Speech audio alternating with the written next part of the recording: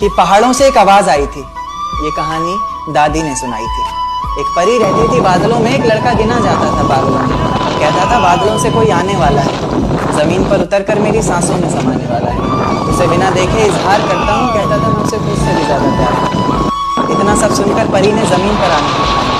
माँ ने रोका, बाबा ने समझाया, पर किसी की एक ना मानी। रात का वक्त चारों तरफ अंधेरा था, रोशनी के नाम पर बस चांद का बसेरा। अब चांद से याद आया कि चांद की रोशनी भी तो फीकी पड़ जाएगी जब वो उतरकर मेरी छत पर आएगी। तो कहानी ने नया मोड़ लिया। परी ने प्यार की खातिर ख्वाबों से रिश्ता तोड़ लिया। कहीं मैं सपना तो नहीं देख रहा, ये मेरे सामने कौन खड़ा है? कुछ बोलता कि नहीं, इस तरह चुप्पी साधे कि नहीं। तो उसने कहा कि माँ बाबा घर बार सब छोड़ दिया मैंने, बहुत ख्वाब सजाए थे, काफी ऊंचा उड़ना था, सब तोड़ दिया। आज से मेरी किस्मत के ताले की चाबी तुम हो, बेचैन सी मेरी धड़कन की बेताबी तुम हो।